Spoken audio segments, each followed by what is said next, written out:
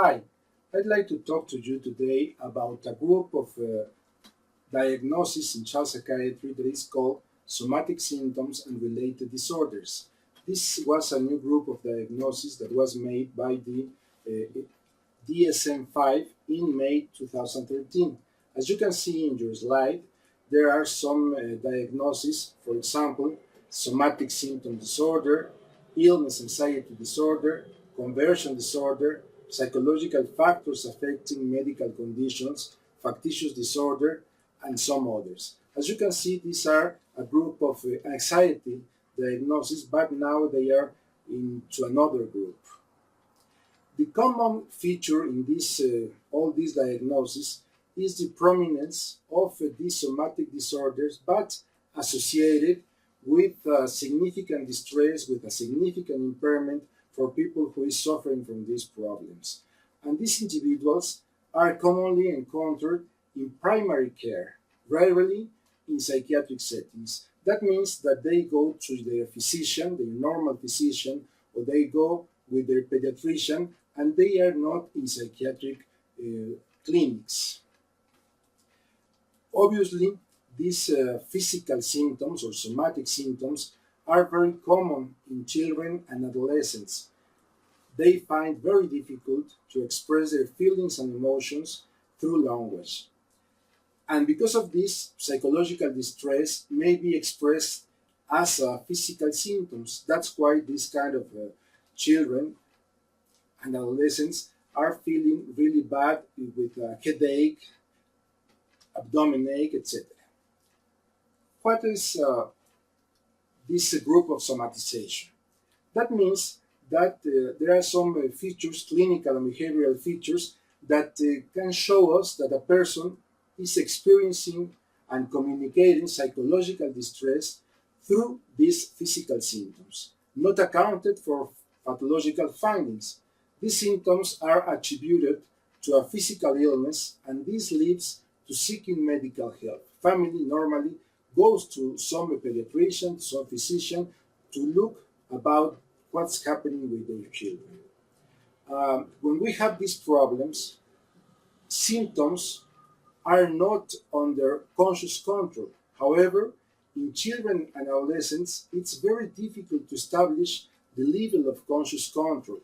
That's why we tend to seek medical help instead of thinking that it's a psychological problem.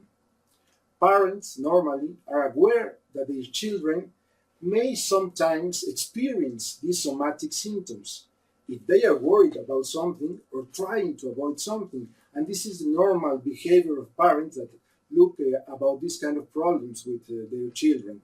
But most parents, naturally, will minimize the importance of these symptoms and normally they find out the cause. This tactic or this kind of help can aid the children to learn to cope with everyday stresses. However, some of these symptoms persist. We can say that between 2 or 10% of children in general population are going to complain of this kind of aches, pains, stomach ache, headaches, etc., that are likely to be medically unexplained. And what is this concept? It refers to anything that has a relation with the bodily symptoms that do not have a recognized medical illness explanation. And they can cause a little difficulty in children, or they can lead to a very big distress, a very big impairment, and in functioning, and it takes families to a healthcare seeking behavior. And that is the biggest problem with this kind of children. These somatic symptoms are significantly more likely to have associated behavioral and emotional problems.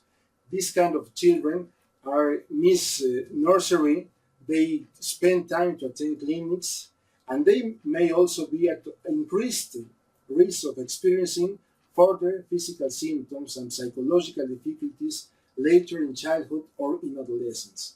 These kind of children are going to have scholar problems also because they have to go to their appointments in a pediatric clinic and things like that. Obviously, we cannot separate the body from the mind. No illness is purely physical or psychological, and we have to understand this very well because nowadays a lot of people still thinks that mind and body are things that are absolutely separated.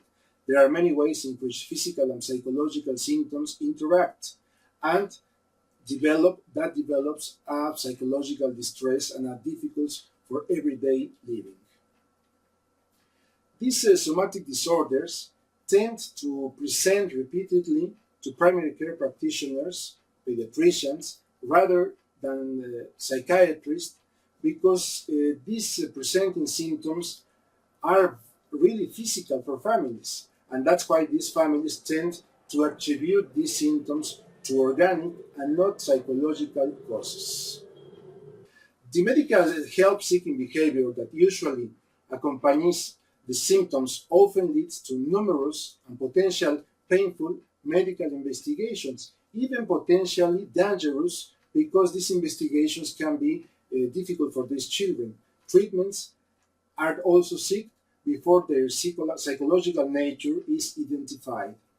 Families normally are very skeptical about the usefulness of a psychiatric or mental health assessment and may continue to pursue investigations of an organic pathology. This is a big problem because they can spend a lot of time um, in seeking this help. Children will miss school. Parents need to take time off to work to care for their children, for their appointments, for all the treatments they have to do. So we need an expertise to avoid the potential implications for these patients, for their families, for services, and obviously for society. We have to avoid this over investigation. I told before that they may be dangerous even. We have to avoid the wastage of resources, medical resources, family resources, hospital resources, and of course the most important thing is that we are losing time for treating adequately these children. About epidemiology, we know very little about the exact incidence or the prevalence of these different somatic disorders, but we know some contributing factors. We know that there is a vulnerability, a biological vulnerability, a genetic problematic also. We know that early traumatic experience can lead to these kind of symptoms. We know that learning in families is very important to understand the development of these disorders, and there are some cultural and social norms that devaluate psychological suffering. That means some people think that any suffering must be physical because the psychological problems are not really problems. They are some other thing, and they cannot accept that their children is suffering from some psychological problem. We know also that there are some individual risk factors for these kind of problems. For example, a personal experience with of physical illness, children that they are sick of chronic illnesses have a risk and a bigger risk to have a problem of somatization because of their experience with this chronic illness. They also have a problem with enhanced focus on physical sensations. When they are more vulnerable, more sensitive, more anxious personalities, they can be also in a bigger risk for these problems. And of course, some particular concerns about peer relationships. That means that they are interested in talking with other children, but they are not very good friends with all of them. So these are individual risk factors. What else about this? Family risk factors is also important. A family history of physical health problems, a family history of mental health problems, the somatization of parents. It's also important because children learn very easily this kind of response. When there is an emotional over-involvement, and of course, when there is a limitation to communicate about these emotional issues. When we talk about environment risk factors, we can think about life stresses, school, teasing, bullying, and of course, academic pressure can be a very big risk factor that comes from the environment and that develops these kind of problems. So, to think what's going with these somatic disorders, we have to think about that if there is a time relationship between psychological or psychosocial stressor and these physical symptoms. We have to think about these somatic problems when the nature or the severity of the symptoms or its resulting handicap is out of keeping with the pathophysiology. And of course, if there is a concurrent psychiatric disorder, we know they are very, very common that these kind of children have some other diagnostics. If their symptoms persist, even after assessment, even after some kind of intervention, which includes targeting the identified psychosocial factors, or if the symptoms are particularly severe, or there is an uncertainty in diagnostic, these children must be referred to a mental health service. We must know that these kind of children need an assessment, a more deep assessment. Of course, we are going to do the diagnosis when we find positive symptoms and signs.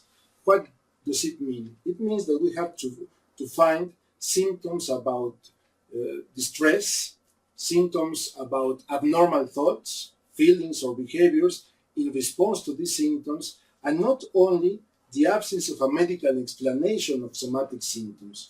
We have to insist that we have to find psychopathology to do a diagnostic of somatic disorder, and not only the absence of physical symptoms.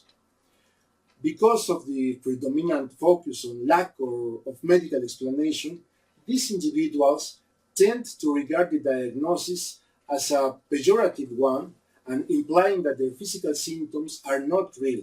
And this is a very big problem because we tend to ignore it. Some other mental disorders may initially manifest with primarily somatic symptoms. So we must pay attention to depression, anxiety, panic disorder as a cause of somatic complaints, not as a cause of somatic disorder, but they look alike. So we must think about this other possibility of diagnosis. So what about the treatment? We have to engage the family. We have to make them understand what happens with them. We have to understand their beliefs about this illness, what is their level of conviction for these physical causes, what are they doing with medical investigations to help their children, and we should not question the reality of the symptoms for them.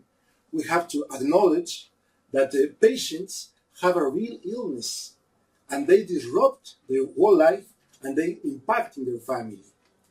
So we have to do some specific treatments that may involve individual psychological work, family work, liaison with school and with social service when it's possible.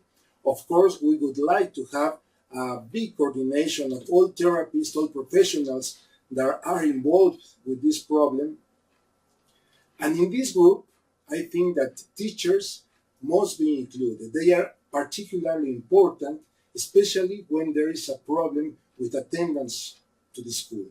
These kind of children that have a stomach ache or headache and do not go to school, they miss classes, they miss courses, and they can have some academic problems. And we have to help this school to understand what is happening so they can also help the children. When we talk about specific psychological treatment, frequency of contact will vary depending on the nature of the disorder. We have to develop techniques to deal with specific symptoms and impairments. That means distraction, muscular relaxation for headaches, graded physical exercise for muscular problems, etc. Some kind of therapy, the cognitive behavioral therapy for these comorbid emotional disorders, may be very useful, but it must be done by somebody that is well trained in this kind of therapy. We do not use medication specifically for these disorders, although we could indicate this kind of medication to treat some comorbid disorders. For example, we can use selective serotonin reuptake inhibitors to treat depression, to treat anxiety, and so we can make a rehabilitation process easier to implement in some children, but not all children with somatic disorder must receive medication. With the school, we have to have this liaison so we can reduce related stress and we can deal with all these conflicting expectations between the child, the family, and the teachers. We have to tailor really a school program to help this child to cope with their symptoms within school. And sometimes this is not very possible for some of the children. So if these children have been absent from school, as I said before, we should arrange a gradual reintegration so we can keep formal education as fast as possible. So when we have these unexplained physical symptoms that are very common, that are recurrent, that may be severe, impairing, and result in frequent medical help-seeking behavior, we have to think about these somatic disorders. There are some modern nosological classifications that groups these disorders as somatic, and the families tend to attribute these somatic symptoms to underlying physical pathology, despite the absence of medical evidence for this. In some cultural families, they may explain the physical symptoms in a religious way, or in a cultural specific way, and we have to understand this in order to help them. Commonly, there is a psychiatric comorbidity, and that can contribute to the maintenance of the disorder, and that must be treated. Medical examination, medical investigation, the recognition of parental and child attitudes to the symptoms, and management strategies to help reduce impairment are core to successful management. We have to engage these families. We have to help them to communicate about and manage stressor, and this is very clinically efficacious. We should do this when there is a lack of pediatric mental health facilities. So there is a lot of work to be done. And psychoeducation by primary healthcare workers and educators may still be an effective means of preventing and managing these disorders across different countries and different cultures. Thank you very much.